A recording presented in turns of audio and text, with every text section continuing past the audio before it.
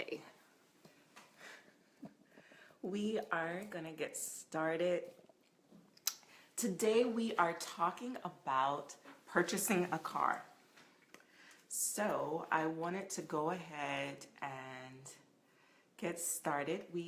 It's now 12:38, so we're a little bit past the 12:30 time period, but we are going to get started anyway.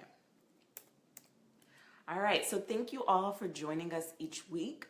Finance Friday Live is a discussion about personal finance that I started on my blog, cleverlychanging.com, about 6 years ago, and it will be 7 years in May. So we are now doing live discussions where we have conversations about what is going on with our finances, because our goal is that everyone is aware of what money they're bringing in and what money is going out, and that one day, should something happen to us, our families won't be burdened. They won't feel the need to have to start a GoFundMe. They'll be informed in a better financial position. So thank you all again for joining us, and I am going to go ahead and begin. So for many of us, purchasing a car is probably one of the first purchases that you make when you first get the biggest first purchase that you make. So typically, before you purchase a home, before you purchase other things, you may need to purchase a car. So for many of us, that would have been maybe in high school or in college.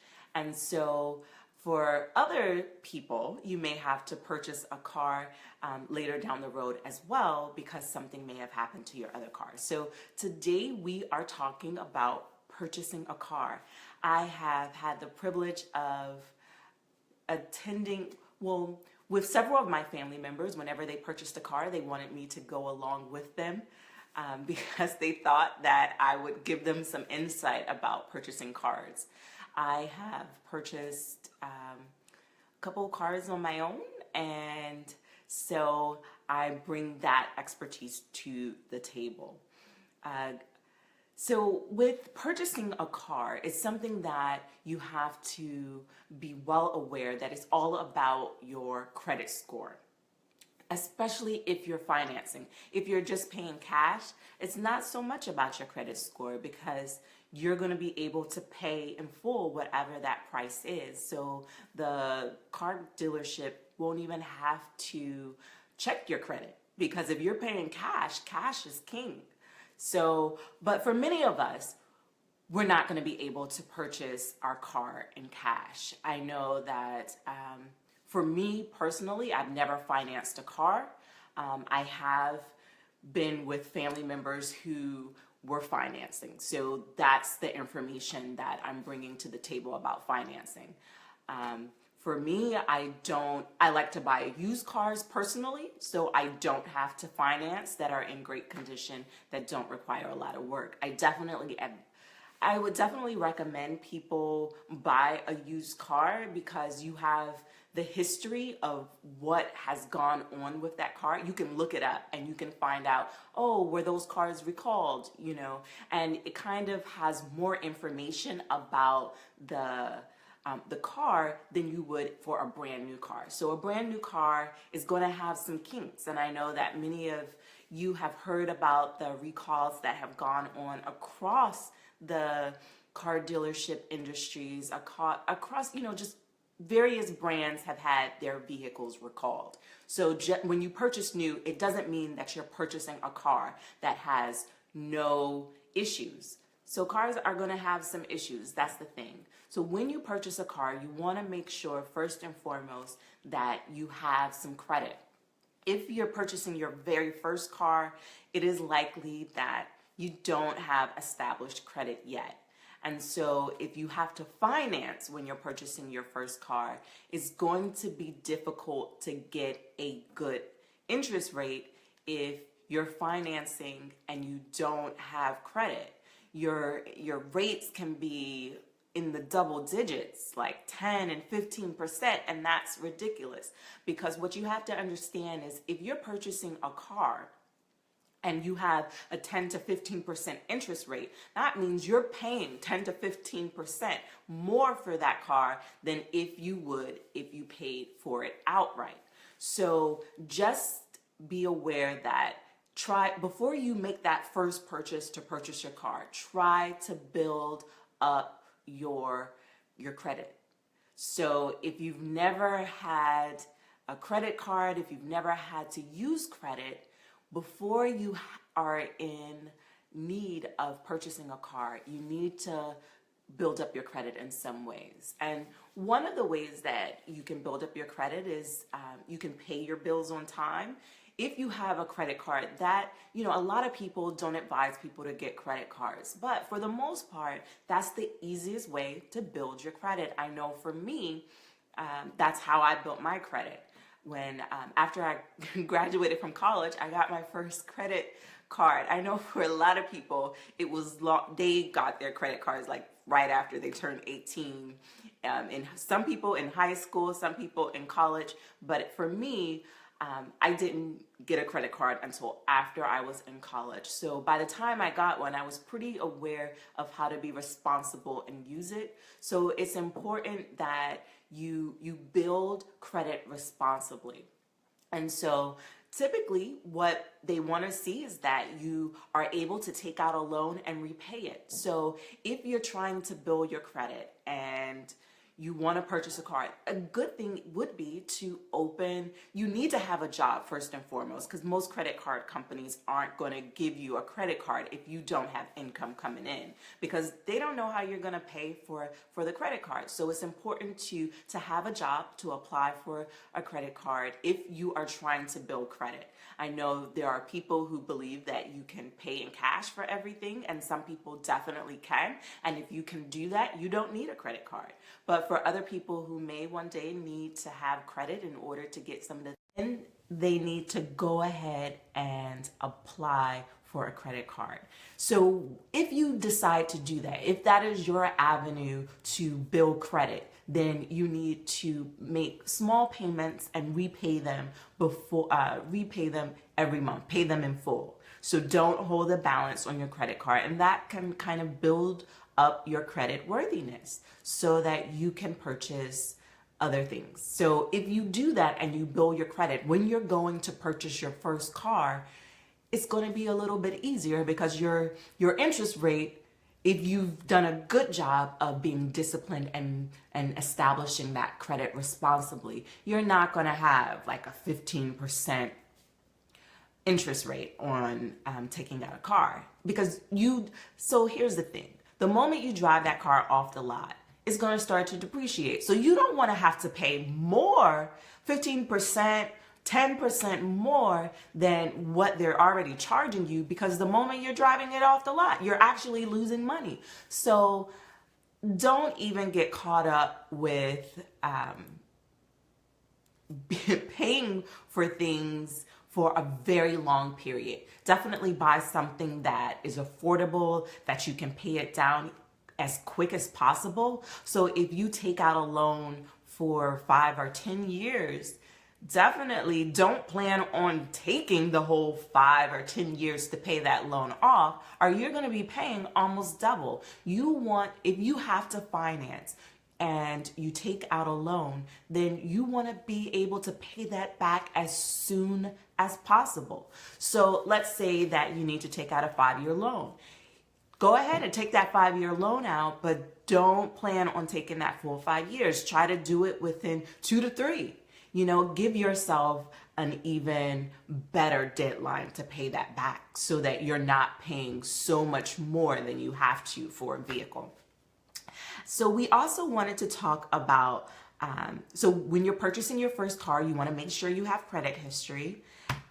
So when it comes to insurance, when you buy a car, you have to have proof of insurance. So if you have any friends that they're purchasing their first car, any kids that are in college and they're purchasing their first car, one thing that they have to know is you have to have insurance. And so for many teenagers and young people who are purchasing their first car, they often get on their parents' insurance. They usually don't have insurance on their own, and they get on their parents' insurance. That definitely is a good idea, especially if your parents trust you and you're trying to be responsible. You've shown that you're responsible. Getting on your parents' insurance is a good idea. Go for it. But if you have to get insurance on your own and you don't have a long drive, like a long time worth of driving history, then you're going to have to pay more for insurance. So that's the thing. So to help your child get started by getting a car on their own is better to do it sooner than later, because if they have to get the insurance and stuff on their own, the insurance is going to be costly, mainly because you haven't proven yourself in the past. So with your credit score, with just the price of insurance premiums, they look at your credit history. With insurance premiums, they look at your driving history. People want to know, well, how long have you gone without an accident? And if you're accident prone, your premiums are going to be more expensive than other people's. So that's something that you want to keep in mind. So your insurance premiums can be increased by 50 to 100% if you don't have a long time, a lot of driving history. So definitely encouraging your kids to get their driver's permit and then their license is very beneficial, because you want to have had your license for a long time. And you can even decrease your insurance premiums by taking a driving class. They want to know, they offer defensive driving classes. A lot of times the courts will require people to take driving classes if they have shown that they got a ticket early and they were speeding. So there's some things that can force you to have driving classes. But if you do it on your own, that's something that will actually lower your insurance premiums. So that's something to keep in mind. And if you are looking to purchase and get a better insurance rate, then go for it. Definitely take that class. If you can bundle other policies with your car insurance, that will also give you a discount. If you're married, when you do that, marriage actually gives you a discount. If you live in a house and you're parking in a driveway, that's going to give you an extra discount versus if you lived in a city and you were parking on the side of the road. Because what happens in the city on the side of the road? Sometimes people get swiped, and that's actually going to increase your insurance premiums. So all of those are just some of the factors that go into the price you pay for insurance. So it's important to keep that in mind. The next thing we wanted to talk about is finding a deal on financing. So for a lot of people who aren't necessarily, they don't have a lot of credit, what they do, they get a cosigner. And if they're young and they're teenagers, it's usually the parent that cosigns. I know for me, I'm not so keen on cosigning for people, because you never know what's going to happen. And if something does happen, then it's going to be on you. And unless you have extra money, then you're not going to want to have to pay for someone else's mistakes. So I'm not so keen on getting a cosigner. I'm not so keen on advising people to be a guarantor on someone else's insurance or someone else's car loan, on a loan. So definitely I don't recommend that. But it is helpful, let's say you are a parent and you want to teach your kid responsibilities. It's definitely helpful to help them save their money before they have to make that purchase. So the more money you're bringing to the table in cash, the less money you'll have to take out in a loan, and the cheaper your monthly payments are going to be. So that's something that you want to keep in mind. So definitely shop around for financing. If you're sometimes different companies offer different deals, just get several quotes. Don't go with the first person, or just don't go with someone because you've been with them for, several years. Let's say your parents have been with a company for several years, but they don't want to put you on their insurance. If you have to get your own insurance, you want to shop around for your quote so that you get the best deal that is right for your situation. So that's something to keep in mind. When you go to a dealership, definitely ask questions about hidden fees. Sometimes if you're paying in cash, sometimes they'll give you an extra discount the more you pay in cash. So definitely talk to them about getting discounts.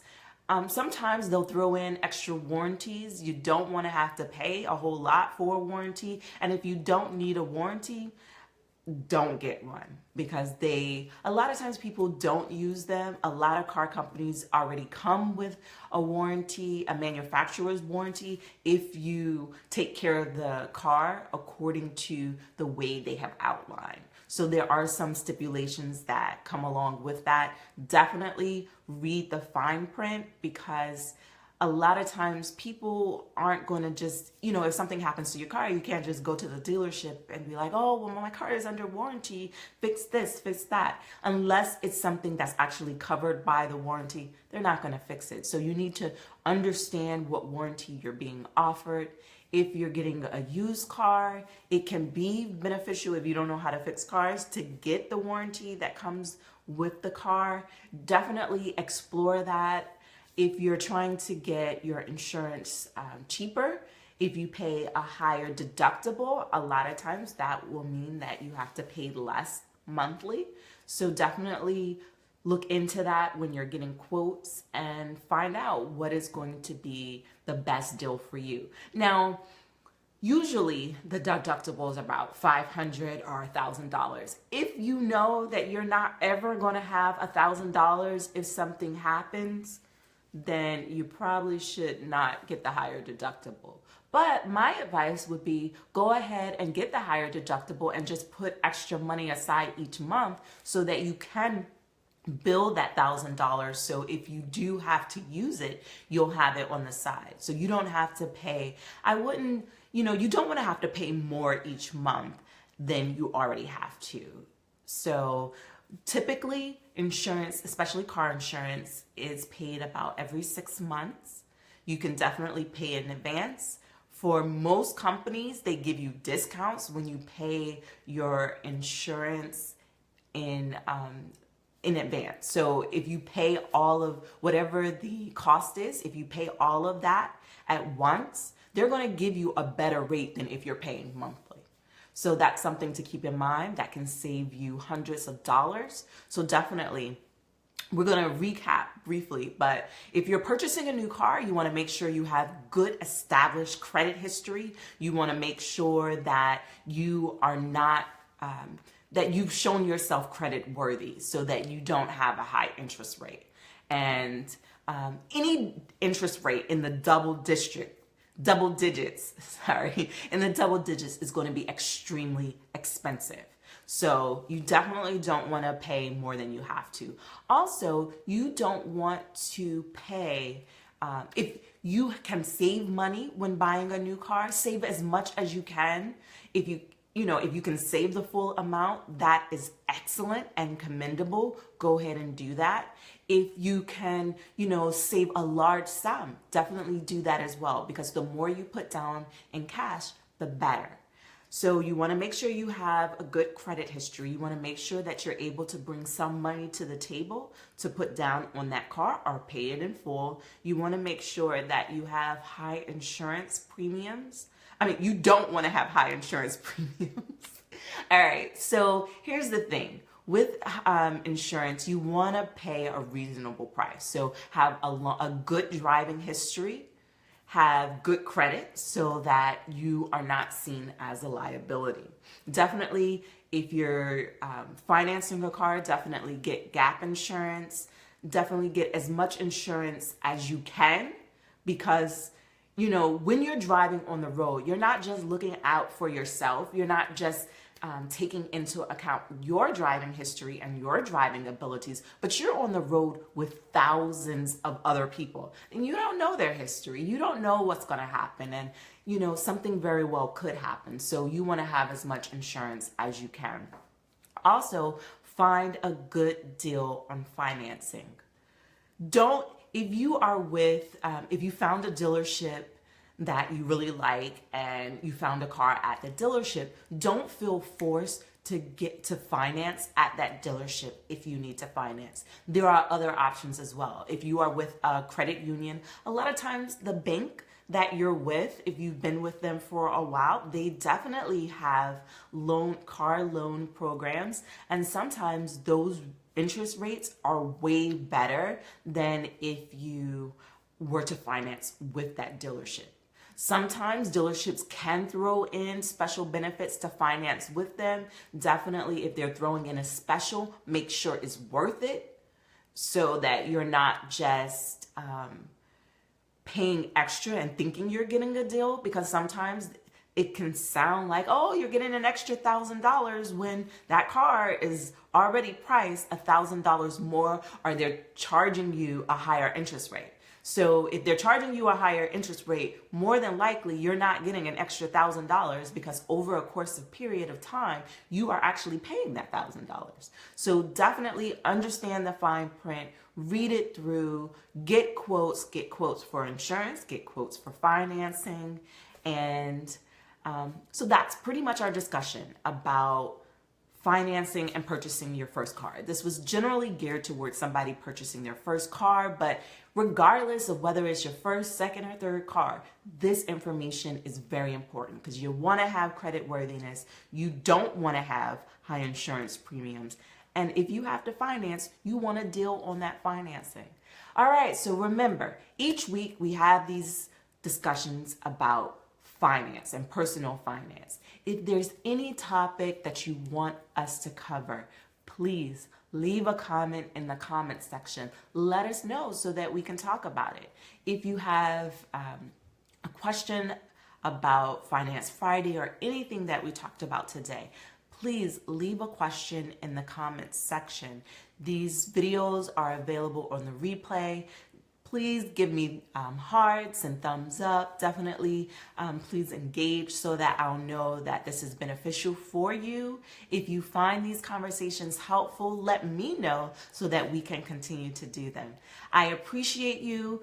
Right now, I know that we have a supporter. Esther, thank you for joining our discussion today. I appreciate you and I value your support. So thank you. So tune in next week so that we can have another personal finance discussion, and I will talk to you later. Be blessed. Bye.